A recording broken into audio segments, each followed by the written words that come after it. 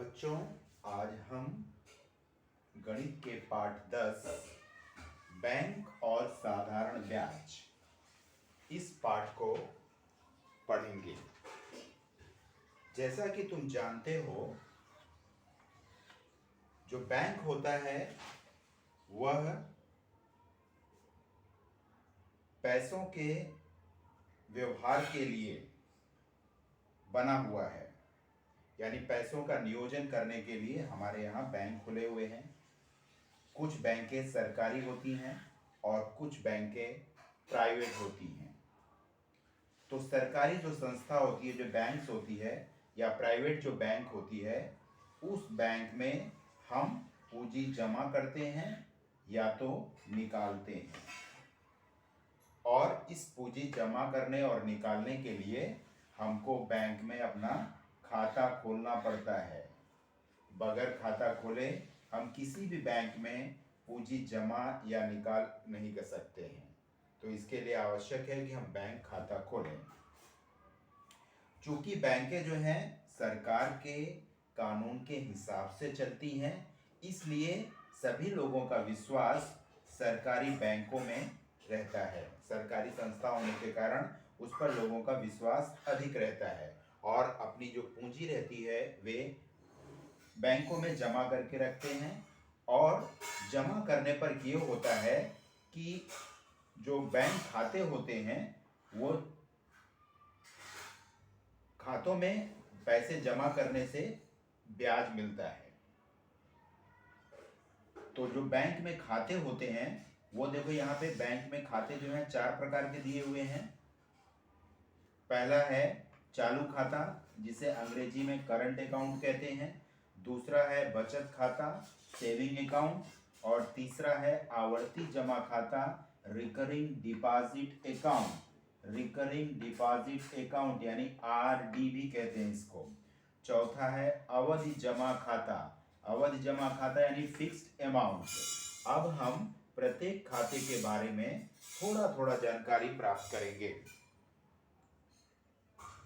अब हम पहले चालू खाता अर्थात करंट अकाउंट के बारे में देखते हैं। करंट अकाउंट की क्या विशेषता होती है? 4 प्रकार हमने देखा था, उसमें से करंट अकाउंट या चालू खाता देखते हैं।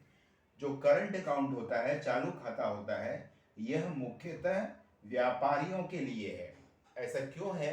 क्योंकि व्यापारियों का जो पैसा रोज आता है वो रोज का रोज पैसा बैंक में जमा करते हैं और आवश्यकता अनुसार उस पैसे को निकाल भी लेते हैं। अतः यह व्यापारियों के लिए मुख्यतः है। और इसमें क्या है विशेषता?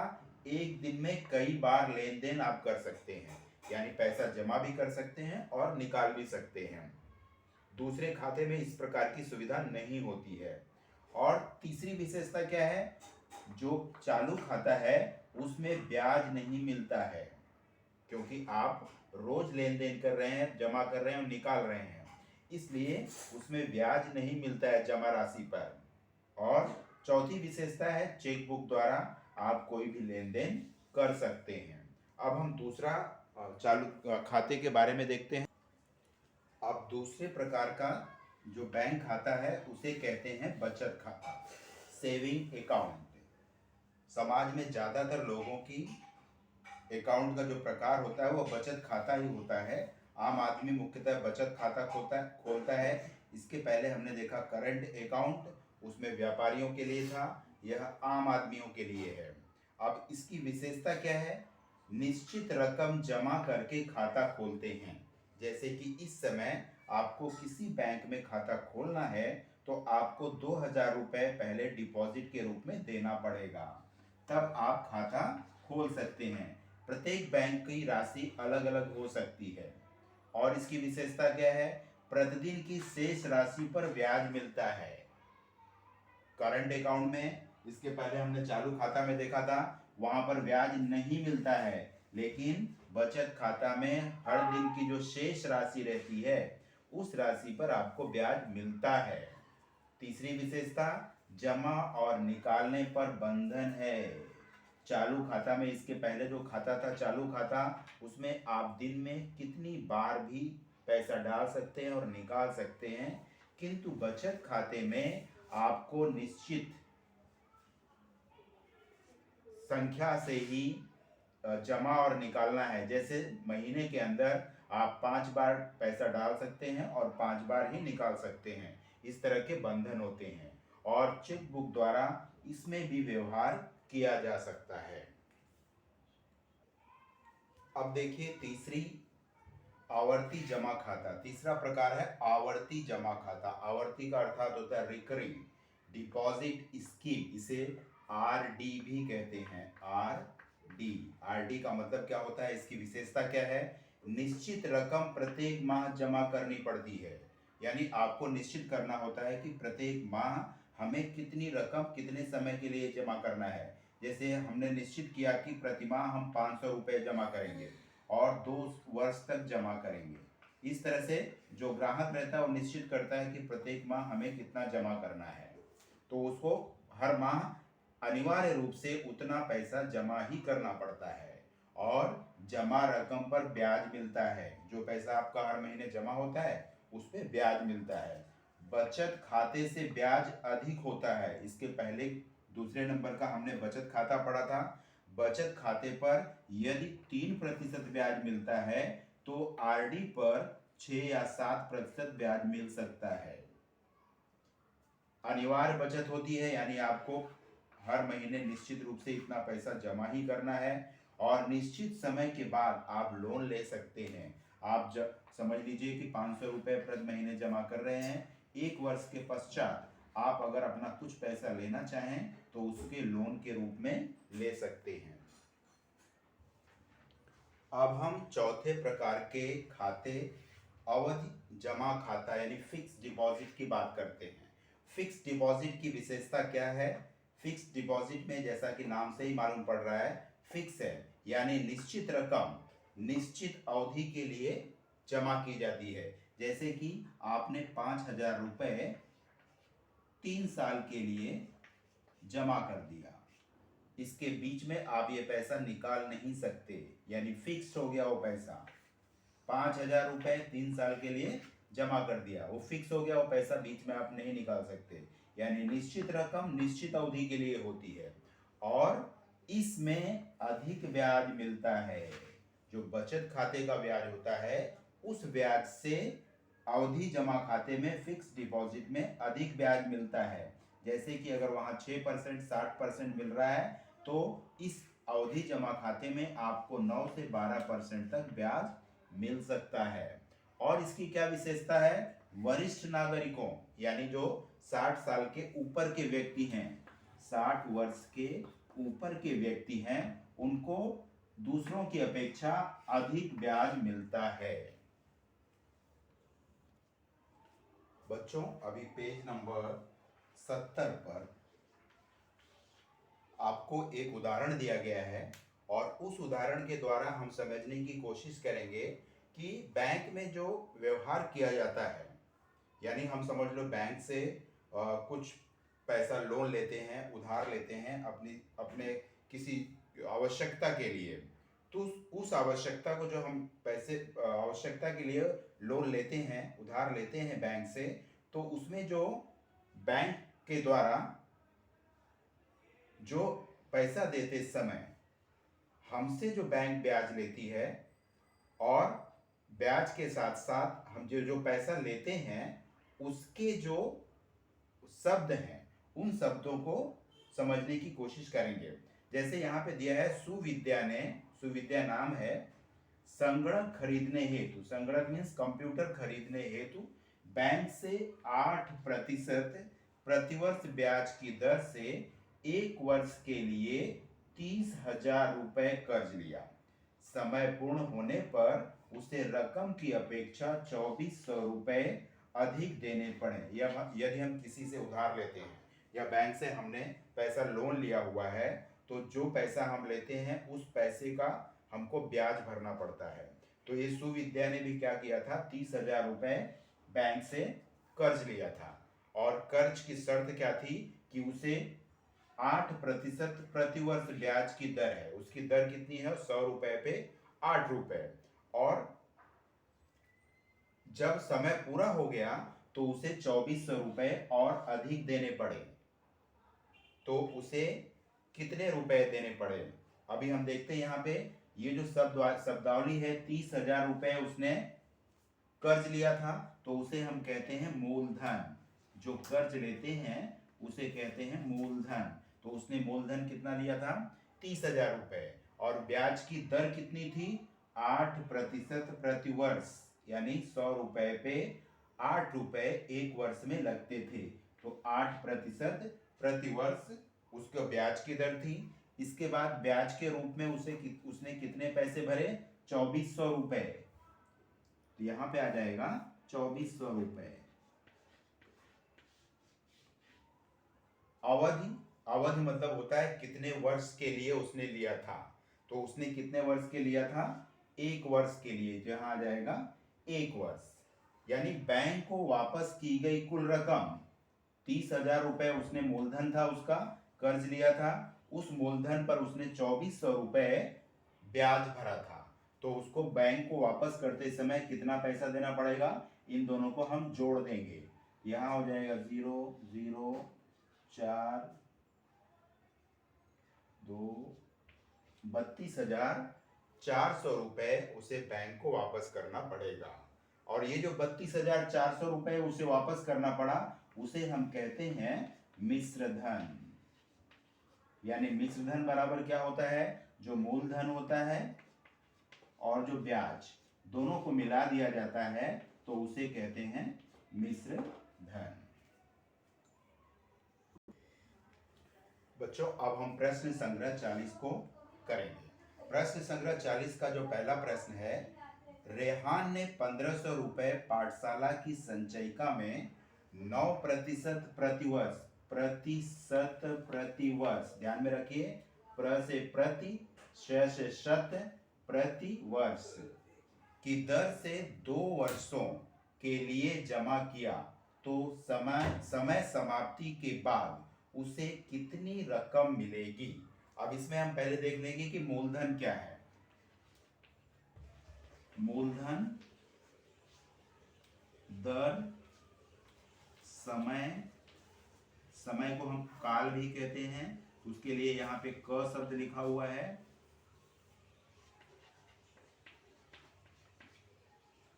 और ब्याज। ये 4 राशियां प्रत्येक प्रश्न में हमको पूछी जाएंगी, किसी एक राशि का पूछा जाएगा और 3 राशियां दी रहेंगी। अब इसमें हम देखते हैं, रेहान ने 1500 रुपए, यानी मूलधन क्या हो गया 1500 रुपए, दर 9% प्रतिवर्ष, जहां भी प्रतिशत प्रतिवर्ष रहेगा तो वो राशि जो होती है 9 है, तो 9% प्रतिवर्ष ये दर है। और इसके बाद समय, कितने समय के लिए, 2 वर्षों के लिए, यहां पे 2 वर्ष आ जाएगा। हमसे पूछा क्या है, तो समय समाप्ति के बाद उसे कितनी रकम मिलेगी, यानी ब्याज के साथ पूरा रकम कितनी मिलेगी। तो हमको मिश्र धन भी ज्ञात करना है, इसका अर्थ है। तो हमारा जो सूत्र है, सूत्र हमें एकदम याद कर लेना है। ब्याज का सूत्र क्या है, ब्याज का सूत्र है, ब्याज बराबर म गुणे द गुणे क बटे 100। अब यहां पे देखिए, म का मतलब होता है मूलधन, म का मतलब मूलधन, द का मतलब दर, और क का मतलब काल या समय, जो हमेशा वर्ष में रहता है। म द क बटे 100। अब इसमें इस राशि में हम क्या करेंगे, सभी का मान रख देंगे। हमारा मूलधन कितना है 1500, दर कितना है 9, और समय कितना है काल 2 वर्ष बटे 100। अब इसको हम हल कर देंगे। अब यहाँ पे देखिए आसानी से कट जा रहा है, इन सभी संख्याओं का गुणा कर देंगे। यहाँ पे 15 दूना 30, 30 में 9 का गुणा करेंगे तो 270 आ जाएगा। ये हमारा क्या आ जाएगा, ब्याज। ठीक है, लेकिन हमसे यहाँ पूछा क्या है कि बाद में उसे कितनी रकम मिलेगी, यानी ब्याज के साथ, यानी मिश्रधन पूछा है हमसे। तो मिश्रधन बराबर क्या होता है, ब्याज धन मूलधन। ये हमेशा आपको याद रखना है। मिश्रधन बराबर क्या होता है, ब्याज और मूलधन को मिलाने पर, यानी हमारा ब्याज कितना है 270, धन मूलधन कितना है 1500, दोनों को जोड़ने पर कितना आया 1770 रुपए। ये हमारा उत्तर हो गया। अब दूसरा सवाल है, जेठालाल ने 10% प्रतिवर्ष की दर से 2,50,000 रुपए 5 वर्षों के लिए गृह कर्ज लिया। उसे प्रतिवर्ष कितना ब्याज देना होगा, उन्हें बैंक में कुल कितनी रकम जमा करनी होगी। अब इसमें मूलधन कितना दिया हुआ है 2,50,000, दर कितना दिया हुआ है 10%, और समय कितना दिया है 5 वर्ष। हमें ज्ञात करना क्या है, ब्याज और मिश्रधन। तो हमारा जो सूत्र है, हम सूत्र लगाएंगे यहाँ पे। सूत्र, ब्याज का सूत्र क्या है, बराबर म गुणे द गुणे क बटे 100। अब ये सूत्र में हम मान रख देंगे, 2,50,000 मूलधन हो गया, गुणे दर कितना है 10, समय कितना है 5 वर्ष, बटे 100। हल करेंगे इसको, ये 2 0 कैंसिल हो जाएंगे। अब इन सब का हम गुणा कर देंगे। गुणा करने पर जो राशि आती है 1,25,000 आएगी। इन सब का तीनों का हम गुणा करेंगे तो 1,25,000 राशि आएगी। ये राशि क्या हो जाएगी, ब्याज। हमें ज्ञात क्या करना है, मिश्रधन भी। ब्याज हमारा मालूम पड़ गया। यहाँ पे पूछा है ब्याज कितना देना होगा 1,25,000, और मिश्रधन कितना हो जाएगा, हम जोड़ देंगे ब्याज के साथ और मूलधन। 1,25,000 धन हमारा मूलधन कितना है 2,50,000, दोनों को जोड़ दिया तो हमको मिल जाता है 3,75,000 रुपए। 3,75,000 रुपए हमारी कुल राशि हो जाएगी। बच्चों, अब ये जो तीसरा सवाल है, इस सवाल में हमारा मूलधन है 85,000 रुपए, दर है 7% और समय है 2.5 वर्ष या 2.5 वर्ष। हमें ब्याज ज्ञात करना है। ठीक है, हमारा फार्मूला है ब्याज बराबर म द गुणे क बटे 100। अब इसमें हम रख देंगे इसको, तो हमारा ये हो जाएगा 85,000 गुणे दर यानी 7 गुणे समय यानी 2.5 वर्ष बटे 100। ठीक है, अब इसको हम हल करेंगे, ये 2 0 कट जाएगा और बाकी 850 गुणे 7 गुणे 2.5 करेंगे तो हमारा आएगा 14,875 रुपए। ये हमारा क्या हो गया, ब्याज है, और यही ब्याज हमसे पूछा गया है, इतने रुपए। अब चौथे सवाल में हम पढ़ेंगे तो हमको मालूम पड़ेगा कि इसमें मूलधन हमको 5,000 रुपए दिया है, दर हमसे पूछा गया है, और समय 4 वर्ष और ब्याज 1,200 रुपए दिया गया है। यहाँ ध्यान रखिए, यहाँ दर पूछा गया है। इन चारों राशियों में से इसमें से 3 दिया रहेगा और 1 पूछा जाएगा। इस प्रश्न में हमसे दर पूछा गया है, तो हमारा जो सूत्र होगा, सूत्र हम वही रखेंगे, ब्याज बराबर म गुणे द गुणे क बटे 100। जो राशि की रकम जहां दी है वही रख देंगे। ब्याज हमको 1,200 दिया है, 1,200 रखेंगे। मूलधन 5,000, दर हमसे पूछा है, समय 4 वर्ष बटे 100। अब हम इसको कर देंगे, तिर्यक गुणा कर सकते हैं या ऐसे भी काट सकते हैं, इस तरह से काट देंगे। अब यहाँ पे कितना बचा, द बराबर क्या हो जाएगा, देखिए यहाँ पे ये बटे में आ जाएगा, 50 गुणे 4 बटे में आ जाएगा, 1,200 बटे 50 गुणे 4। ये 0 कट गया, यहाँ पे देखिए ये कट जाएगा, 4 एकम 4, 4 तिहाई 12, 30, 5 एकम 5, 5 छंगे 30। दो दर कितना आ गया हमारे पास 6%, जो हमसे पूछा था यहाँ पे 6% आ गया। लेकिन इसमें दूसरा सवाल भी पूछा है कि यदि मूलधन 15,000 रुपए हो तो ब्याज कितना होगा। अब देखिए हमारा ब्याज का जो फार्मूला है सेम ऐसे ही ज्ञात करेंगे हम। मूलधन की जगह 15,000 रखेंगे, गुणे दर हमने अभी ज्ञात किया 6, और समय कितना था 4 वर्ष, बटे 100। ये दोनों जीरो कैंसिल हो गया। अभी 150 गुणे 6 गुणे 4 कर देंगे हम, तो हमारा जो उत्तर आएगा वो 3,600 रुपए आएगा। ये हमारा क्या हो जाएगा, दूसरे प्रश्न का ब्याज का उत्तर। ठीक है। पांचवें सवाल में हमें मूलधन 1,50,000 दिया है, दर 10% और समय 2 वर्ष दिया गया है। हमें ज्ञात क्या करना है, ब्याज और मिश्र धन। हमें मालूम है फार्मूला, हमारा सूत्र मालूम है, म गुणे द गुणे क बटे 100। मूलधन 1,50,000 है, दर 10 है और समय 2 वर्ष है, बटे 100 कर दिया हमने। यहाँ पे ये 2 जीरो और 2 जीरो कैंसिल हो गया। बची संख्याओं का हम गुणा कर देंगे तो उत्तर आ जाएगा हमको 30,000 रुपए।